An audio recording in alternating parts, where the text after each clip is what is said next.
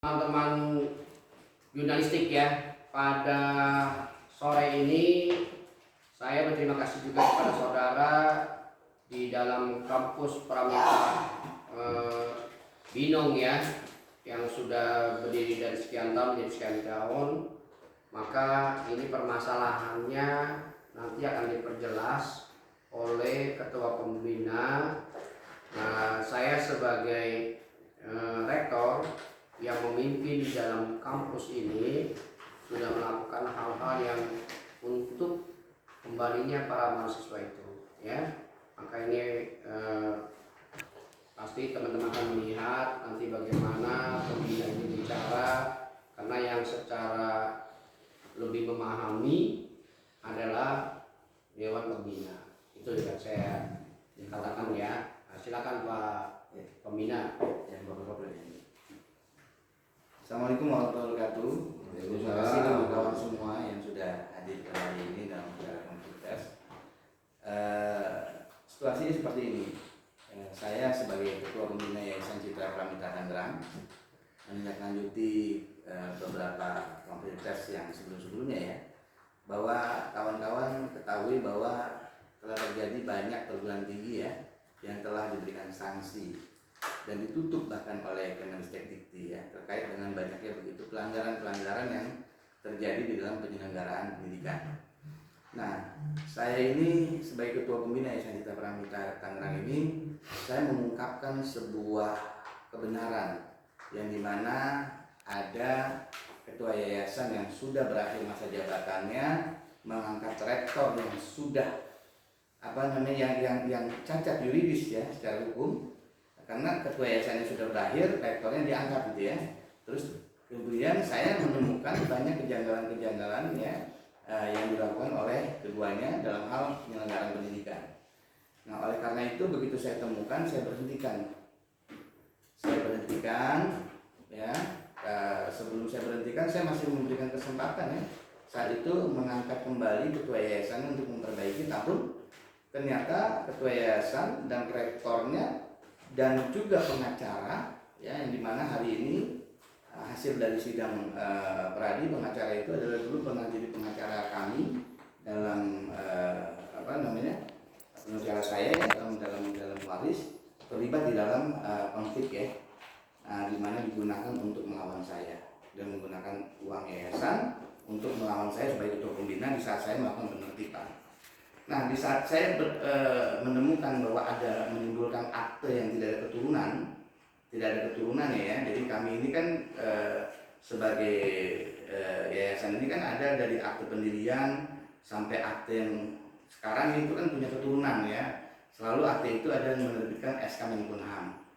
Nah, begitu saya melihat tidak adanya itikat baik dalam memperbaiki persoalan yang ada, ya kan, makanya saya berhentikan ketua yayasannya dan ketua dan rektornya, dan saya laporkan ke LNP 4 di Bandung ya, dengan ketuanya saat itu Pak Samsuri. Namun yang terjadi tidak demikian, saya disuruh islah, jangan ribut lah gitu kan, karena konflik ini akan menjadi jadi permasalahan buat mahasiswa dan sebagainya. Saya agak aneh gitu kan. Karena di sini kan seharusnya LLD 4 ini kan ada wasdalbin ya, pengawasan, pembinaan dan pengendalian ya. Harusnya kan kita kan dibimbing, dibina ya kan, sesuai dengan izin penyelenggaraan ya. Siapa yang mempunyai pengesahan Kemenkumham sesuai dengan akte yang terbaru ya kan, yang saya sudah berikan, itu kan harus jadi acuan. Bukannya saya disuruh islah kepada orang yang melanggar aturan gitu. Ya kan? Nah, ini bertentangan gitu kan. Nah, terus waktu jam istirahat siang itu saya izin sholat, ya kan? Ternyata natulen itu sudah dikeluarkan oleh mereka gitu ya. Ada 2 natulen, yang satu yang sudah ditandatangani ketua yayasan yang sudah diberhentikan, satu natulen yang ditandatangani oleh saya. Kan aneh ya, gitu ya. Jadi begitu saya bawa hasilnya, saya sedikit menggerutu ya, karena saya berpikir kok begini cara pembinaannya. Gitu kan, akhirnya saya terus bagaimana follow up ya kan. Terus begitu saya tahu seperti itu, saya turunkan PJS waktu itu, masih PJS ketua yayasan sementara, dan saya mengangkat PJS rektor juga, yaitu Pak Alim Darmawan ini, untuk membantu saya memperbaiki sistem pendidikan yang terjadi di kampus kami, yang termasuk kampus tertua loh di Kabupaten Tangerang. Ya, kampus kami ini tertua di Kabupaten Tangerang. Ya, kampus pertama di Kabupaten Tangerang. Jadi begitu kami lihat mekanismenya ada yang tidak sesuai dan sebagainya, kami terus bagaimana berkomunikasi kooperatif ya. Artinya saya mengatakan sama Pak Samsuri, Ketua LRT 4, ya, harusnya kami tidak diistilahkan gitu loh. Harusnya kami ini dibimbing, dibina dan dibantu, didorong gitu kan agar ini kembali kepada kami kan gitu. Nah ternyata pada saat kita terjadi penertiban itu kan ada proses hukum ya. Mereka membuat rekayasa laporan, saya juga memberikan laporan gitu kepada Polda Metro, kepada Polres Tangsel dan sebagainya gitu kan. Nah ini lagi berproses kan. Nah saat lagi berproses harusnya kan LRT 4 ini tidak masuk ke dalam zona itu ya, tidak zona isu dan sebagainya. Dia harusnya pakemnya hanya kepada mana badan penyelenggara yang punya izin SK Menkumham, itulah sebagai pemilik izin daripada Universitas Wanita Indonesia ini. Nah, di dalam penertiban itu kan kita ada namanya pangkalan data. Nah, pangkalan data ini harusnya diberikan ke kita sebagai ya, pemilik izin yang sah sesuai dengan SK Menkumham tadi, ya kan? Namun tidak demikian. Pangkalan data ini digunakan oleh rektor dan ketua yayasan yang sudah tidak menjabat, yang sudah diberhentikan. Dan pangkalan data ini digunakan untuk membangun isu. Apa yang dilakukan? Memindahkan kampus kami kepada perkuliahan yang tidak pada tempatnya.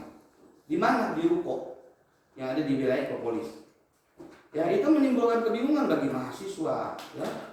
Dan juga ada intimidasi yang dilakukan oleh mereka dengan dosen-dosen, karena dosen pun mengatakan bahwa si rektor ini ya yang sudah diberhentikan ini mengatasnamakan bahwa pangkalan data itu masih ada nama dia di situ. Padahal rektor ini kan yang ngangkat kami yayasan. Kan gitu kan? Ini kan bukan pemerintah, ini kan swasta. Kan gitu. Nah, harusnya dia membantu kami ya kan mengembalikan pangkalan data itu. Kami bermohon kok resmi, kami bersurat resmi kepada mereka, tapi ternyata kami tidak digubris, justru yang difasilitasi mereka. Kan ada apa dengan itu, kan? Nah, lama-lama saya berproses lagi, saya follow up lagi, diundang karena dipikirnya saya ini berkonflik ya. Ada dua kewenangan yang punya kewenangan dalam pengelolaan ini. Padahal tidak ada. Yayasan itu kan tidak diwariskan, ya. Saya ketua pembina itu artinya pemilik dan pendiri. Ini undang-undang yayasan. Ketua yayasan itu hanya pelaksana. Ya. Bagaimana kok ketua yayasan yang pelaksana yang sudah diberhentikan difasilitasi? Kan ini yang saya agak sedikit aneh ya di dalam pembinaan ini. Nah, terus saya diundang di dalam Zoom. Undangan itu cuma ada dua, saya dengan ketua yayasan yang sudah diberhentikan. Namun begitu saya masuk ke dalam Zoom, itu ada pengacaranya. Mereka ada orang-orang yang terlibat di dalamnya. Saya agak aneh dan saya akhirnya mereka menyerang saya ya dengan fitnah-fitnah. Saya minta berhenti. Ini tidak fair, saya keberatan. Akhirnya mereka mengatakan, oke, rapat ini dihentikan, kami akan mengagendakan rapat lagi. Oke, begitu mereka tahu saya dirapatkan dengan tim Ekadikti dari Kemenristek Dikti ya. Waktu itu ketuanya Pak Dedi kalau nggak salah. Nah, mereka tahu bahwa ini situasinya tidak kondusif. Di dalam rapat di Zoom itu katanya mau diagendakan lagi. Nah, saya langsung bersurat untuk meminta pangkalan data dan sebagainya untuk menertibkan mereka. Dan ada proses juga ke kepolisian. Ya, yang padahal sampai detik ini di kepolisian Polres Tangsel itu ya saya diperiksa dengan dugaan 263 terkait dengan adanya akte yang salah. Ya, yang dimana akte yang salah itu bukan saya yang buat. Yang buat itu stafnya notaris dan notaris, dan itu sudah di-renvoy. Nah, cuman ini tidak terbukti kan, tapi mereka menggantung itu. Nah, yang dimana pelapornya, korbannya dan saksinya tidak ada hubungannya dengan perubahan akte itu. Nah, rekayasa yang dibuat sama mereka ini sangat merugikan yayasan. Nah, ini kami berharap pemerintah ini melihat, kan gitu, khususnya menteri. Kenapa? karena di saat saya melaporkan itu, meminta data itu, ya, untuk supaya itu kembali kepada kita, pangkalan data itu untuk kita tertibkan, ternyata mereka fasilitasi. Dan mereka melakukan, mereka ciptakan isu bahwa seakan-akan kampus utama ini disegel. Ya, yang kedua terjadi konflik di sini. Jadi demi menyelamatkan mahasiswa, kita pindahkan ke wilayah Ruko sana. Padahal undang-undang Kemendikbud sendiri untuk membuat kampus B, kampus C itu minimal kampus utamanya itu harus unggul, ya kan? Bagaimana bisa dilakukan di Ruko?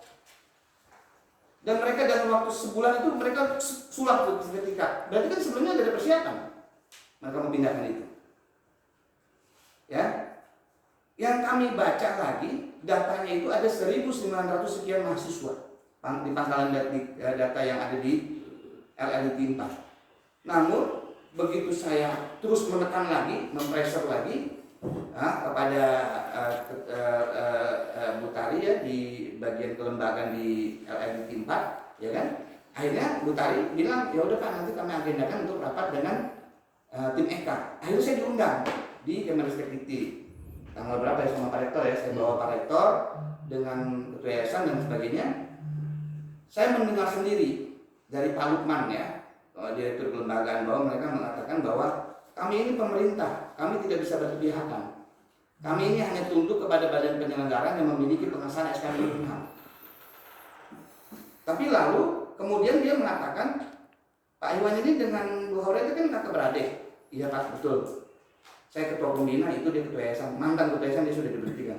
Ya kalau bisa islah lah. Kalau tidak islah nanti izin penyelenggaranya saya cabut. Kalau kalian islah kapanpun ya, kapan aja saya bisa cabut sanksinya. Jadi saya aneh gitu ya. Kalau satu sisi mereka katakan bahwa saya ini hanya pemerintahnya hanya tunduk kepada badan penyelenggara yang memiliki pengesahan SK Menkumham. Kan saya punya pengesahan SK Menkumham, ya, di mana saya punya akte terbaru nomor 13 Februari, 20 Februari.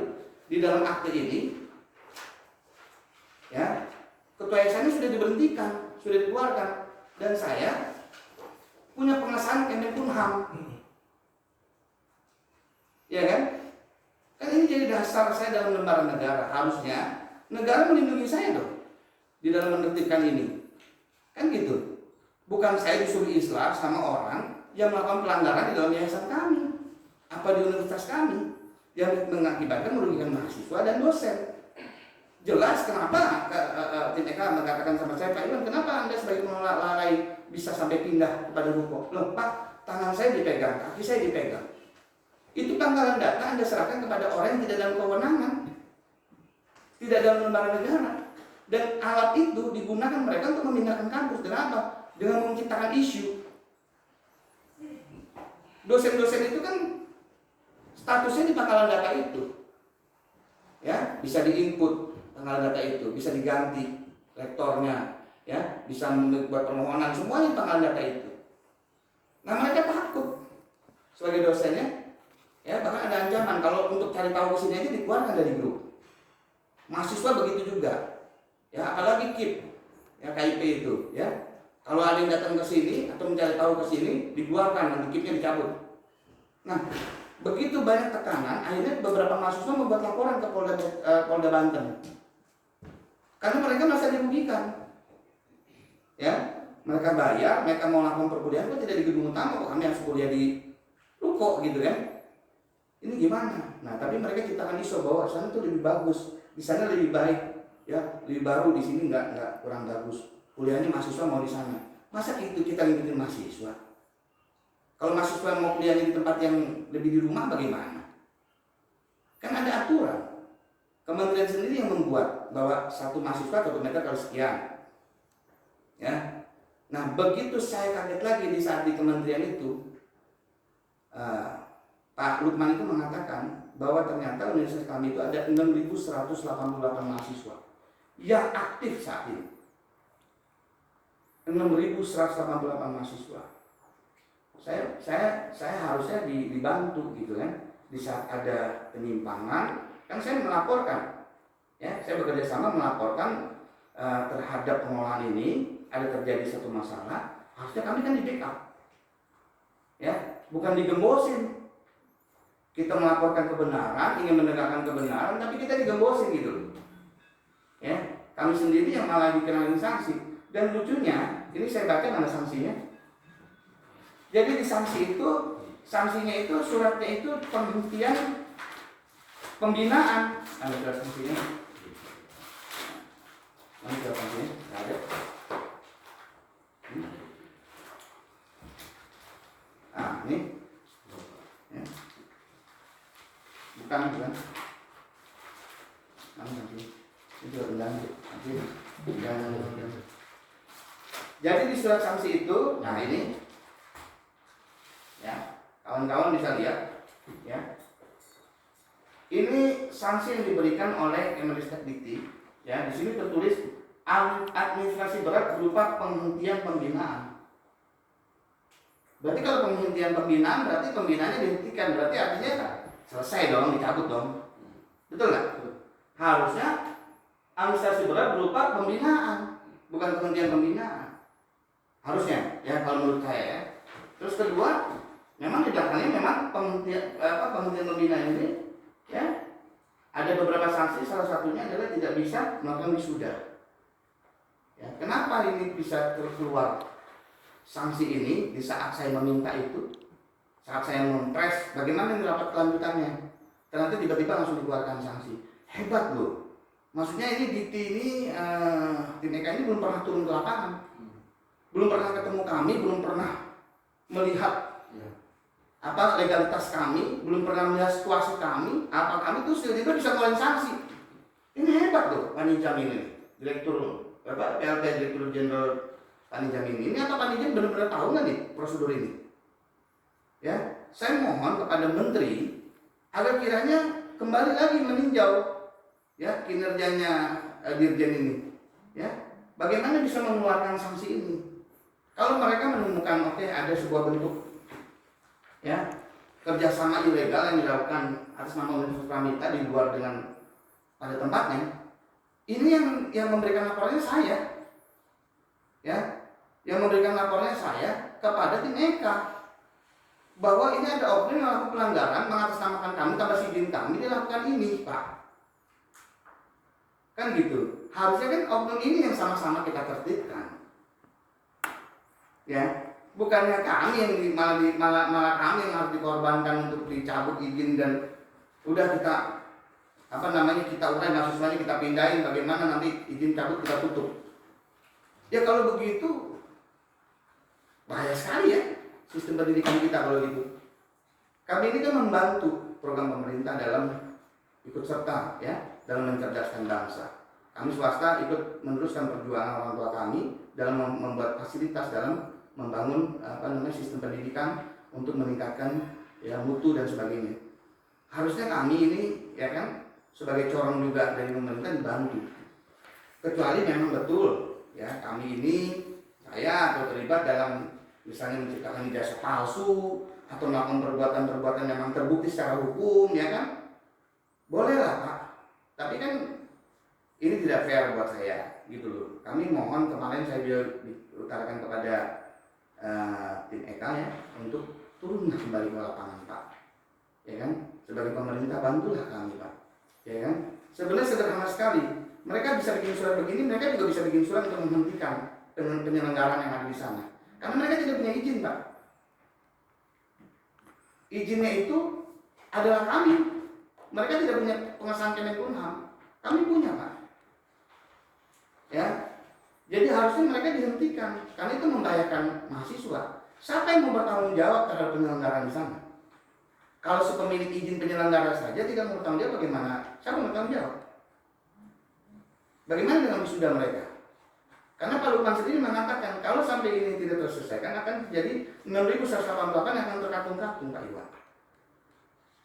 Saya menghargai sekali ucapan Pak Lukman ini, ya, terhadap Yayasan Citra Pramita ini terkait dengan penyelamatan mahasiswa. Bahwa kami tidak terlibat masuk ke dalam adanya pidana, perdata, kami tidak masuk ke sana. Kami hanya ingin menyelamatkan mahasiswa.